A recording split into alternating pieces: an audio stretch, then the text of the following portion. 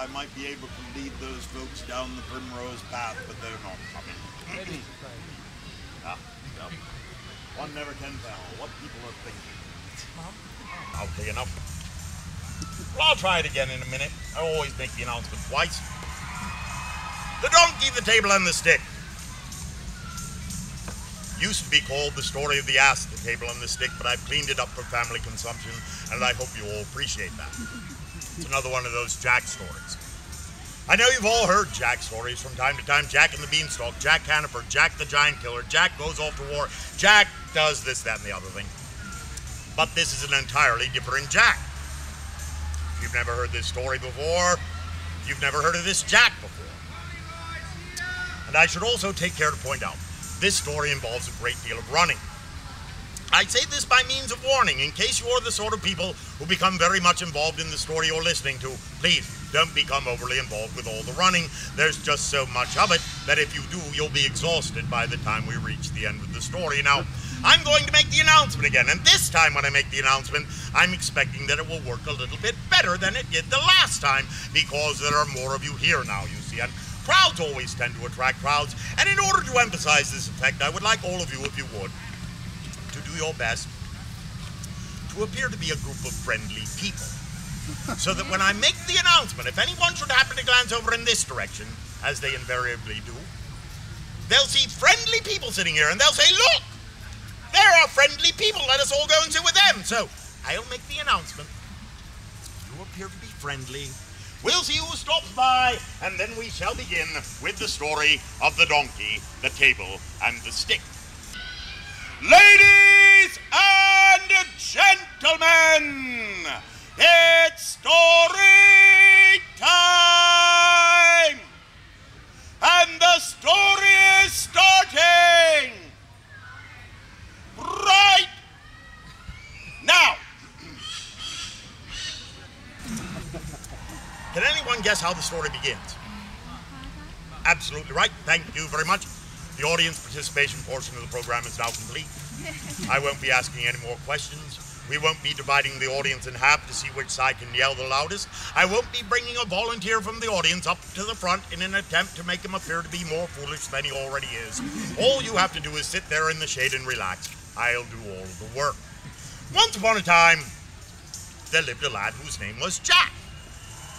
Now, Jack lived in a small house out in the forest along with his father, and it so happened that Jack's father was a very, very mean man. And Jack's father used to hit Jack anytime Jack did the tiniest little thing wrong. And on days when Jack didn't do anything wrong, well, Jack's father would hit him anyway, just to keep in good practice. Until finally one day, Jack thought to himself that he could do quite well without that sort of treatment, and so Jack decided to run away from home.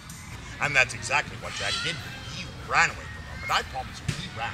He ran and he ran and he ran and he ran and he ran and he ran and he ran and he ran and he ran and he ran and he ran and he ran and he ran and he ran and he ran and he ran and he ran and he ran and he ran until he could run no further, when he ran smack dab into a little old woman who was picking up sticks alongside the road. Well, now Jack was much too much out of breath to beg the old woman's pardon, but fortunately the old woman was a good-natured sort, and she said that Jack appeared to be a likely sort of a lad, and the old woman told Jack that if Jack would agree to be her servant for 12 months and a day, that she would pay Jack very well for his help at the end of that year. Well, now Jack had nowhere else to go, nothing else to do, and so Jack agreed to be the old woman's servant for a year and a day. Well, the months went by. Finally, the year came to an end, and the old woman called Jack out into her barn, and she said, Jack, you've done a wonderful job. You've worked hard, and you've worked well, and I should now like to pay you for all of the help that you have given me.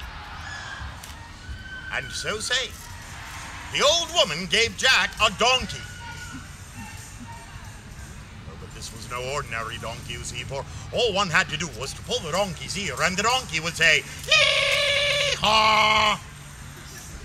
And out of the donkey's mouth would fall copper and silver and golden coins. Well, Jack thought that he'd been paid very well for his year of work, and so Jack got on top of his donkey, and he rode off in the direction of his father's house. But it was very nearly dark, you see, and Jack didn't want to travel through the forest alone by night, and so Jack decided that he would spend that night in an inn. You see, up until that time, Jack had never had enough money to spend a night in an inn, and he thought that it might be a jolly thing to try. And so Jack put his donkey into the barn, and he went into the inn, and he called to the innkeeper, saying, "Innkeeper, bring me the best food in the house, and a bottle of your finest wine." And the innkeeper looked at Jack, and he said, "No, sir, I will bring you nothing. Not unless you pay me for it first." For you see, Jack still looked to be a very poor man, and the innkeeper thought that Jack probably had no money. And so Jack went out into the barn, and he pulled the donkey's ear, and the donkey said, "Hee-haw!" And out of the donkey's mouth fell copper and silver and golden coins. Well, Jack pulled his donkey's ear a few more times until he had his pockets full of money. And then he went back into the inn.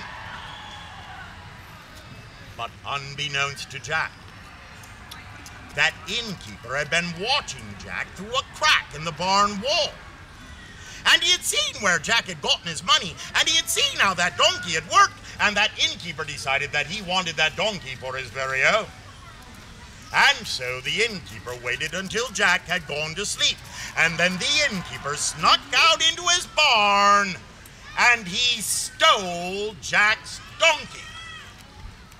But he replaced it with another donkey that looked very much like Jack's donkey, so that Jack woke up the next morning none the wiser. Not knowing any switch had been made, Jack got on top of that worthless donkey, and he rode off once again in the direction of his father's house. Now, I should tell you, near Jack's father's house there lived a widow woman who had an only daughter. Now, the only daughter of the widow woman had been Jack's very best friend ever since they'd been very small children, and now that they were very nearly grown up, well, they were very much in love, and they wanted to be married. So when Jack arrived at his father's house, Jack put his donkey into the barn, Jack went in, he found his father, and Jack asked his father's permission to marry the daughter of the widow woman who lived down the road. And Jack's father said, "No, Jack, you may not marry that girl. You could not possibly afford to keep her." But Jack said, "Ha, Father, I can easily afford to keep the girl. I have a magical donkey. Now come out into the barn and look at this. You won't believe it." And so Jack's father followed Jack out into the barn, and Jack pulled his donkey's ear, and his donkey did indeed say, "Hee-haw!" But of course, nothing came out of the donkey's mouth. For as we well know, Jack had the wrong donkey, but Jack didn't know, so he pulled the donkey's ear again, and once again the donkey said, "Hee-haw!" But still nothing came out of the donkey's mouth. No gold, no silver, not even a copper penny. So Jack pulled and he pulled and he pulled until the donkey's ear came off in his hand, but still nothing came out of the donkey's mouth, and Jack's father thought that Jack was trying to make some sort of a fool of him. And so Jack's father took a hay fork down from the wall, and he used it to hit Jack. And he hit Jack again, and Jack ran out of the barn, and he ran away from home for the second time. And this time he ran, until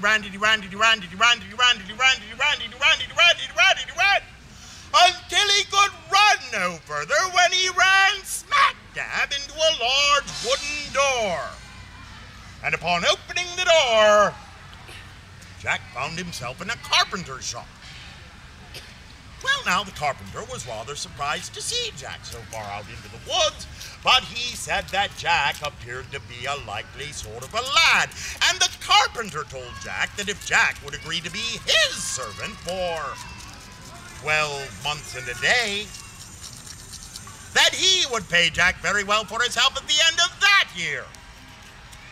Well, once again, Jack had nowhere else to go, nothing else to do, and by now Jack was growing rather hungry, and so Jack agreed to be the carpenter's servant for a year and a day. Well, the months went by. During that year, Jack noticed that the carpenter always had the finest foods to eat, although He never saw anyone working in the kitchen. It was always sort of a mystery to him until the end of that year when the carpenter called Jack to him and he said, "Jack, you've done a wonderful job. You've worked hard, you've worked well, and I should now like to pay you for all of the help that you have given me." And so saying, the carpenter gave Jack a table. Oh, but this was no ordinary table, you see. For all one had to do was to say, "Come, my table, be spread." And immediately that table would cover itself with all sorts of good things to eat and fine things to drink. Well, once again, Jack thought that he'd been paid very well for his year of work. And so Jack hitched his table to his back and he walked off in the direction of his father's house. But once again, it was very nearly dark, and Jack didn't want to travel through the forest alone by night, especially not carrying such a valuable table. And so Jack decided that he would spend that night in that very same inn. And so Jack went into the inn, and he called to the innkeeper, saying, "Innkeeper, bring me the best food in the house and a pitcher of your finest ale." And the innkeeper said, "Oh, I'm sorry, sir. We've just run out of ale, and, well, the only food we have in the house is boiled liver and asparagus." And Jack said, "Asparagus and liver? For me? Yeah, I can do better than that." And so saying, Jack brought his table into the room. He set it in the middle of the room, and he said, "Come, my table, be spread."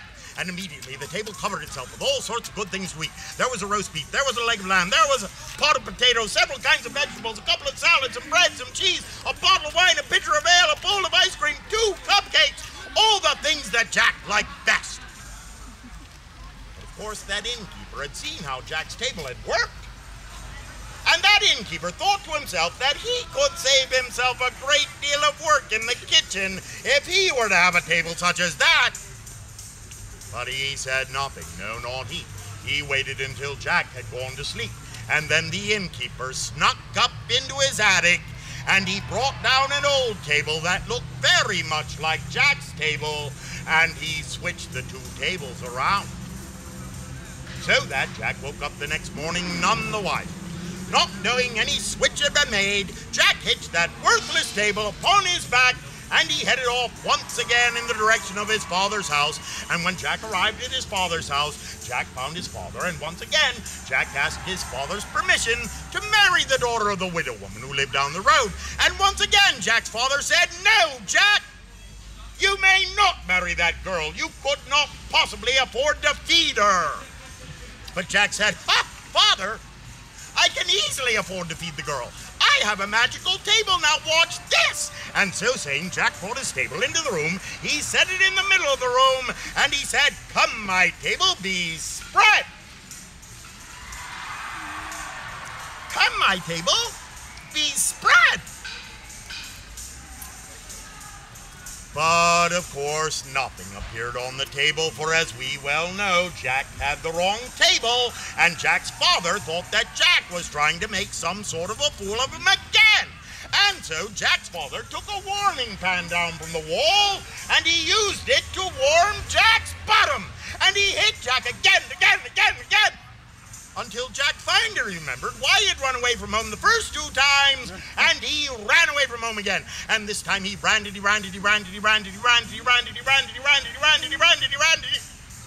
mention that the story involved a great deal of running? Yes. And he ran until he could run no further when he ran right into a deep, swift river. Well, now Jack couldn't swim. He shouted out, "Help!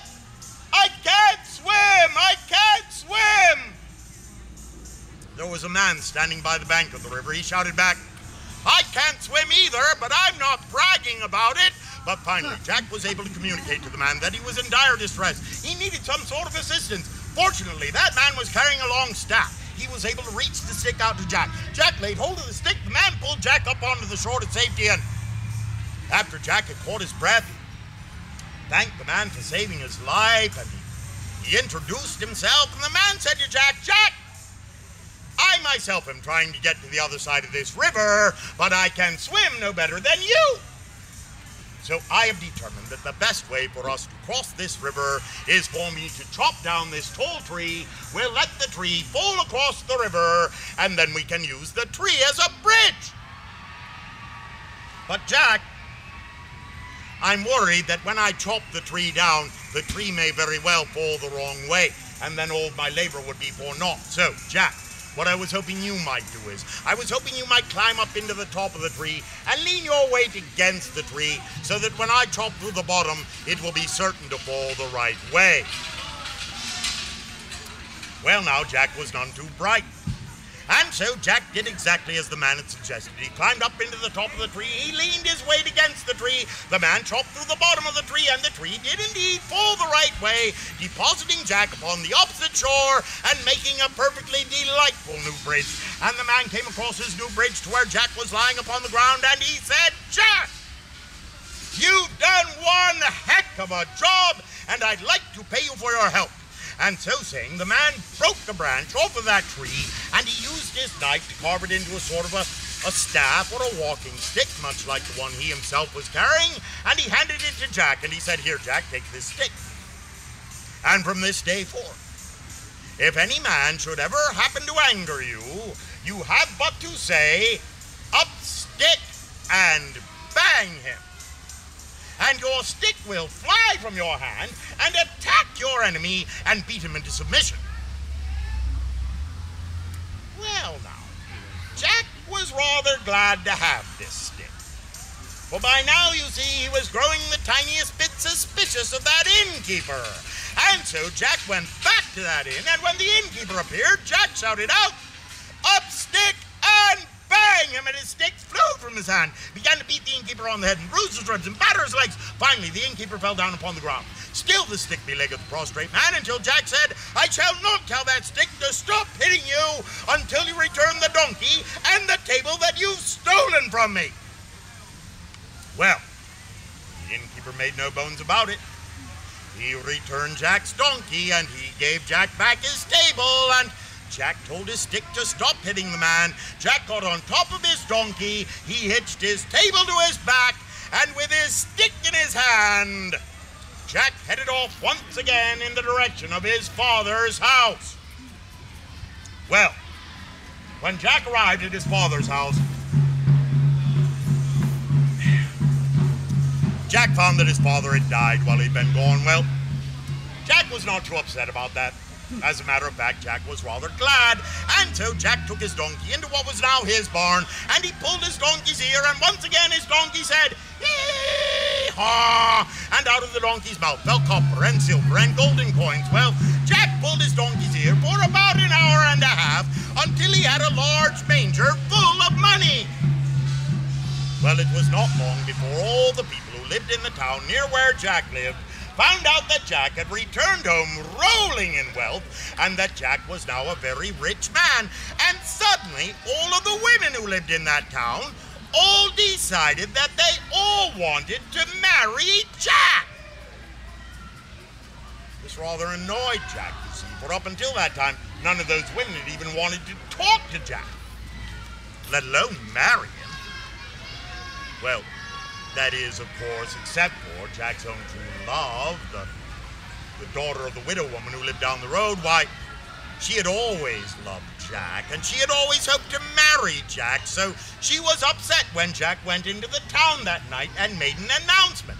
Jack went into the town, he stood in the middle of the town square, and he shouted out as loudly as he could, "All of the women in this town who wish to marry me, come to my house tomorrow morning and bring with you all of your gold and all of your silver coins held in your aprons. And the one of you who has the most money is the one who I shall marry." Accordingly, the next morning, there was a great long line of women in front of Jack's house, and all of them had aprons held out, and all of them had gold and silver coins in their aprons. All of them, that is, except for Jack's own true love. Well, she was there, and She did have her apron held out, but she had no gold, and she had no silver. She had naught but 2 copper pennies, and that was all. And Jack spoke harshly to her. He said, You have no gold, you have no silver, get out of the line. Go over there and sit down next to my house. Well, the poor girl was heartbroken, and she cried a little bit, but she did as she was told. She got out of the line, and she walked over, and she sat down next to Jack's house, whereupon Jack shouted out, Up stick! And bang them, and his stick flew from his hand, went down the line of women, hit them all on top of their heads, knocked them all senseless down to the ground. Then Jack went along the line, and he picked up all the gold and all the silver coins. He took them all, and he put them all in the lap of his own true love, and he said, There, you are now the richest. It is you who I shall marry. And that's exactly what Jack did do. And along with the help of his donkey, his table, and his stick, they both lived happily ever after. Ladies and gentlemen, the donkey, the table, and the stick. Did any of you like that story? A couple of you did. Thank you all so very much for coming to Story Time. Stories are free for all who care to listen, for as many as you care to listen to. However, donations are always gratefully accepted. Now, if you'd like to hear more stories, there are 2 ways to go about it. You could either stay right where you are and wait for me to start again,